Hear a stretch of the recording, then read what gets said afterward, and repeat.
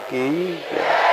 जय परम पूज्य संत शून्य आचार्य भगवान विद्यासागर जी महामुनि राज्य की, समस्त आचार्य संघ की।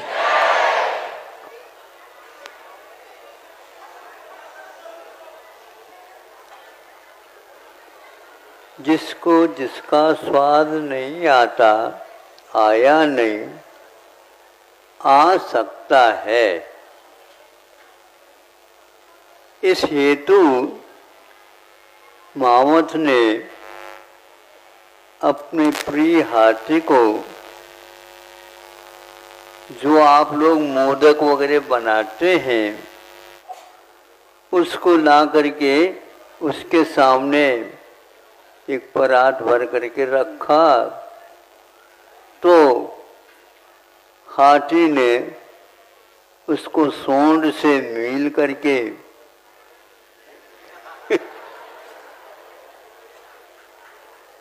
आपको क्या समझ में आया? ये हाथ हो गया हमारे उनका सूंड, और इसको हाथ में ले लिया, उसको चूर करके, चूरमा जिसको होते, यूं कर दिया। मतलब अपने सिर पर उसको धूल की भांति ले लिया। ऐसे पूर्ण करके उस परात को खाली कर दिया। मावट देखता है, माता ठोक लेता है।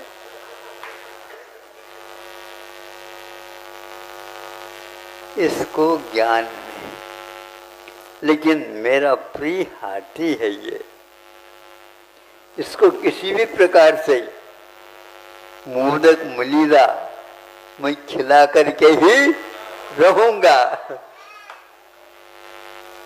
क्योंकि जो अपने काम में आता है, वो यदि अज्ञान भी करता है तो उस अज्ञान को दूर भी किया जा सकता है।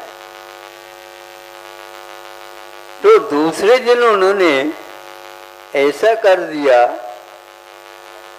घास के जो पेंडी, क्या बोलते हैं उसको आप? हाँ, पेंडी, पेंडी दक्षिणात्मता पेंडी, उसमें उसको भर दिया और उसको वह देखने में नहीं आया, और उस पेंडी को उसके सूंड के ऊपर पानी अपने मुख पर ले दिया। तो उसने बहुत अच्छा समझ करके उसको पूर्ण खा लिया, एक टुकड़ा भी नीचे नहीं लगा। आज तो घास में मिष्टान दिया गया है। घास ही इस प्रकार के है, मीठा क्या और कोई चीज, और क्या हो सकता है इस घास में? मेरे बारे में मेरा मालिक हमेशा हमेशा अच्छा सोचता है। अब इसको मालूम पड़ा, कभी भी रहस्य नहीं खोलना चाहिए, और उस रहस्य से अवगत भी वो हो जाए। ऐसा हम लोगों के साथ भी व्यवहार हुआ है। आप लोगों को कथा, कहानी, उदाहरण इत्यादि देता हूँ, तो आप लोग एकाग्रता के साथ ताली बजा बजा करके उसको देख लेते, और उस हाथी के समान केवल मोदक मलिद रखते हैं तो वो उसको भी आप यूं कर लेते हैं।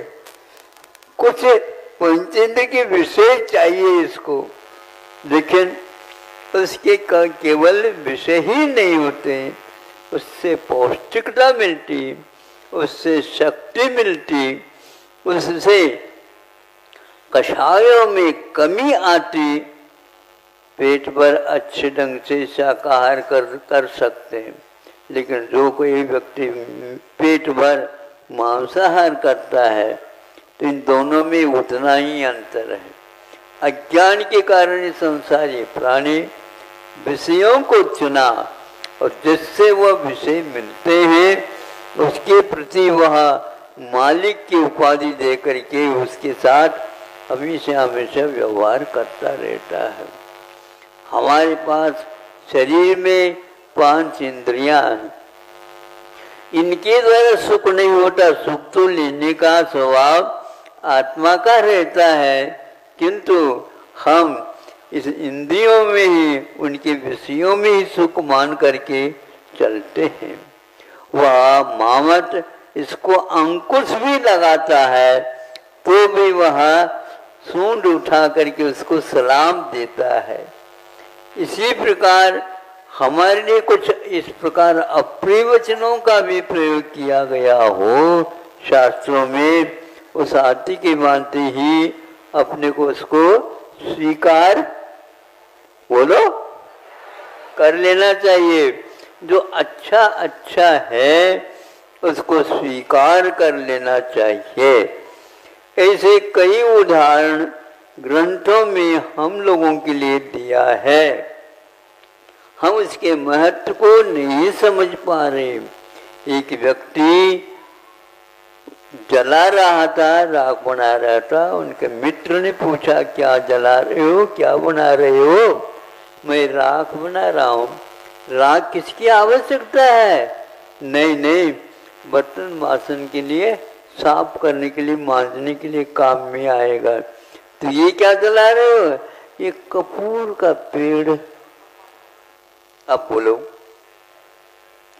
कपूर का पेड़ तो बहुत महत्वपूर्ण वस्तु है, उसके द्वारा तो हजारों रुपए मिल सकते हैं।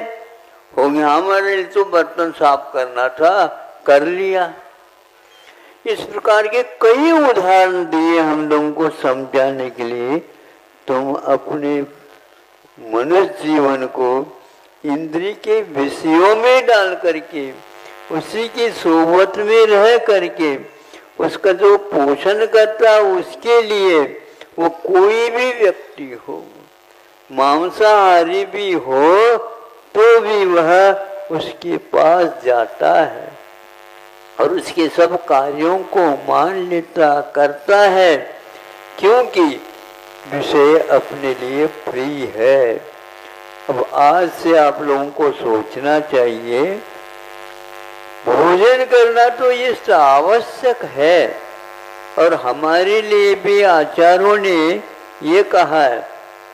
भगवान को तो भोजन की आवश्यकता नहीं, किंतु जब इस स्थिति में आ गए आप, अब हमें तो कोई आवश्यकता नहीं, लेकिन इनको तो कवर करना आवश्यक है। उसके लिए कहा, तुम इधर उधर की बातों की ओर न जा करके शाकाहार के माध्यम से, सात्विक भोजन के माध्यम से, पौष्टिक भोजन के माध्यम से अपने शरीर को चलाना चाहिए। किंतु इंद्रियां उत्तेजित हो, अपने पागलपन आ जाए, ये हाथी यदि मदोन्मत्त हो जाता है तो कुछ भी कर सकता है और कर डालता है वो। इसलिए उसके ऊपर अंकुश लगाना भी आवश्यक है। इस प्रकार उस हाथी को भी वह अपने वश में रखता है, उसको मावत बोलते हैं। तो उसके कारण वह अपने जीवन को भी यापित कर रहा है। उसके जीवन का यापन हर एक व्यक्ति नहीं कर सकता, वह मावत ही कर सकता। इसके लिए एक एक दिन में बहुत कुछ खाने के लिए चाहिए, लेकिन उसको आज तक हमने सुना उस हाथी को किसी ने भी मांसाहार का भक्षण नहीं कराया है। किंतु आप लोग इसका कभी भी विचार तक नहीं करते। इसी प्रकार घोड़े को आज तक मांसाहार नहीं खिलाया, इसके बारे में भी आप लोगों ने सोचा नहीं। पावर आपकी नहीं ज्यादा होती, मनुष्य के पास पावर नहीं है। अरे घोड़े को तो देख लो, हॉर्स पावर, जहाँ कहीं भी पावर की बात आती है तो सबको भूल करके घोड़े को ही याद करते हैं, और उसको भी ये लगाम लगा करके अपने वश में रख करके सवार हो करके महीनों किलोमीटर तक उसको भी भगाता है और खुद भी यात्रा करता है, और घोड़ा भी संतुष्ट है। क्या खाता है ये? अरे इसके लिए तो चना बहुत फ्री है, चना खिला खिला करके। आप लोग इसको समझते नहीं। आयुर्वेद औषधि की कोई आवश्यकता नहीं मानता, बहुत आवश्यकता पड़ जाए तो शल्य चिकित्सा भी उसके पास है, सब कुछ है। कल सुनते हैं 2-2.5 हजार रोगियों ने वैद्यों को अपने हाथ दिखाया, ऐसे नहीं हाथ दिखाया नाड़ी दिखाया, नाड़ी का परीक्षण करके उन्होंने औषधोपचार किया। तो घोड़े को उस चने के माध्यम से, हाथी को उस तृण के माध्यम से या गन्ने के माध्यम से, घास के माध्यम से और भी कुछ, किंतु शक्ति संपन्न माना जाता है। ये दोनों ऐसे जीव है। शाकाहारियों के लिए नहीं कहा, जो मांसाहारी के लिए कहा जा रहा है। ये मांस का सेवन करेंगे तो निश्चित रूप से बीमार पड़ेंगे, इसलिए इनको वही आहार नियुक्त किया है। आप लोग इसको पढ़ते हुए भी आज आनाकानी करते हैं। बड़े बड़े बीमारी हो जाए, लेकिन कोरोना के माध्यम से मनुष्य का तो वध हो गया कहीं, लेकिन अब कोरोना और किसी के पास नहीं जाता, मनुष्य के ही परिक्रमा लगाता रहता है। 2-3 साल तक आप लोगों की कड़ी परीक्षा इसके कारण हो गई है। प्राय करके विश्व में सभी देशों ने और उनके चिकित्सकों ने यह निर्धारण कर लिया है, यदि इन महामारियों से बचना है मनुष्य को, तो एकमात्र शाकाहार का ही उपयोग करना चाहिए। आज गायों के पीछे जो वायरल जो विकार लगा हुआ है, 2-3 राज्यों में सुना हमने, तो उसके पीछे भी यही कारण है। गायों में इस प्रकार का यदि प्रकृति से विपरीत आहार दिया है तो गाय के मालिकों ने दिया है। वो क्या है? तो उनको भी शाकाहार से मांसाहार करा करके, पता नहीं लगा उनको, लेकिन वो खाती चली गई। लेकिन उसके फलस्वरूप मैड काउ नाम की महा बीमारी गायों के लिए हो गई, पागल हो गई वो। तो मनुष्य पागल क्यों नहीं होगा? अपने कर्तव्य से विमुख हो जाता है। इसलिए शाकाहार का विधान और भोजन का विधान हम लोगों के लिए भगवान ने किया है। दिया कहाँ दिया? वो सब भगवान तो अब भोजन करते नहीं, वो नहीं करते, इसलिए तो उन्होंने शोध कर लिया। आप भी यदि आत्मा का शोध करना चाहते हो तो एक बार भोजन करो, अच्छे, लेकिन उसके कुछ नियम हैं, उसके अनुसार करो। एक ही बार कर लेना पर्याप्त है। योगी को तो एक बार भोजन पर्याप्त है, भोगी को तो 2 बार भोजन पर्याप्त है, 3 बार रोगी के लिए कहा गया। अगर आप बार बार लेते हैं तो रोगी ही होते हुए रहते हैं। जीवन के अंत तक औषध लेने वाले मनुष्य भी मिलते हैं। महाराज कहा है, क्या कहा? जीवन पर्यंत ये गोलियां देते रहो, ये गोलियां छूट गई उसी दिन आप लापता हो जाओगे। अब कई व्यक्ति आकर कहते हैं, महाराज हमारे लिए आशीर्वाद दे दो, गाय के लिए आशीर्वाद। हमारी ये दवाई छूट जा। आपने पेट भर और कुछ खाया है, इसके लिए अब इसको खाओ।